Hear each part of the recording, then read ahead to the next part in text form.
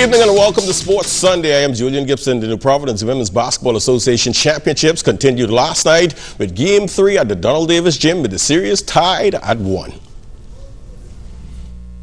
Sponsor Bummer George bringing out all the troops. His softball team also on hand to lend their support.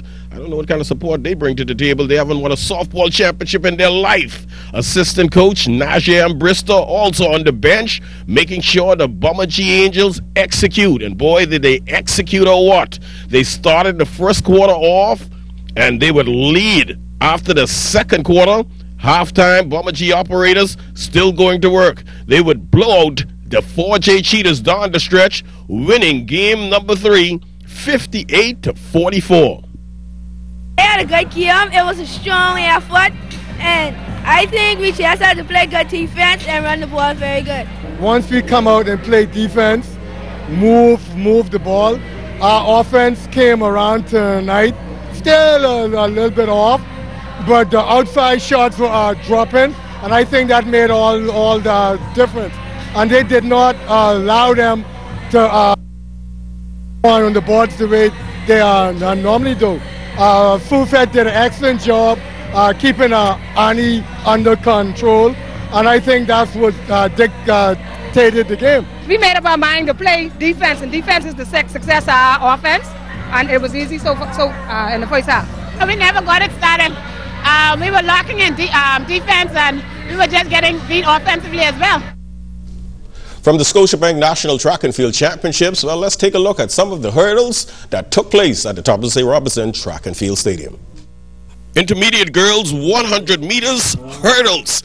Danielle Gibson from SAC in the red outfit. You know she's a Gibson. That means she can roll. She would win pretty easily. Well, it was good. I got a pretty good start. And, well, the hurdles isn't my main event, so just for fun, and just got over the hurdles and tried to keep my trail leg go quicker. How was the competition out there? It was good. All the girls ran good, but I guess I was a little faster.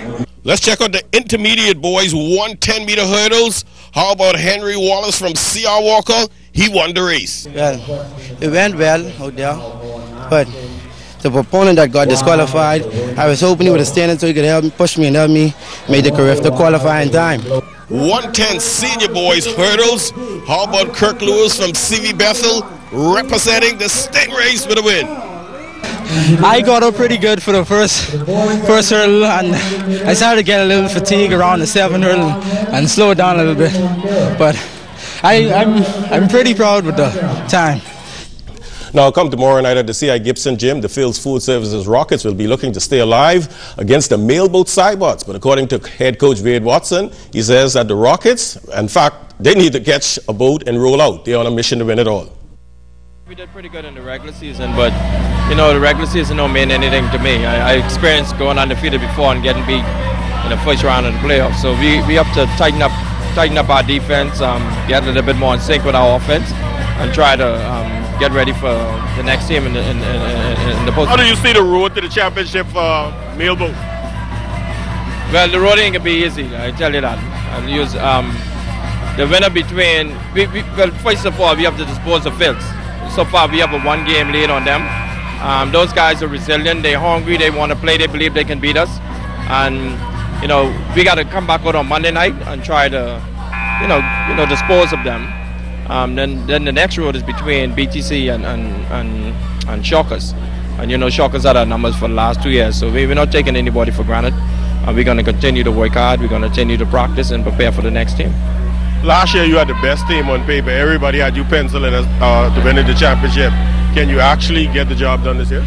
Well, listen, to be honest with you, last year we brought in Jeffrey Hanfield and Quentin DeMerit late in the season.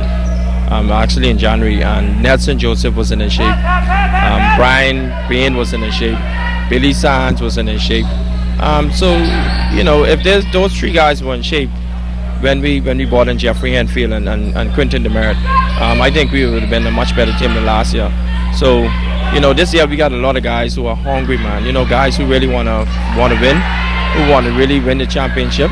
But I keep telling them, just keep playing hard on every possession and let's try to win 1 game at a time. Just you know, we want to have a long-term goal, but let's just focus on one game at a time, and one possession at a time, and let's try to win those.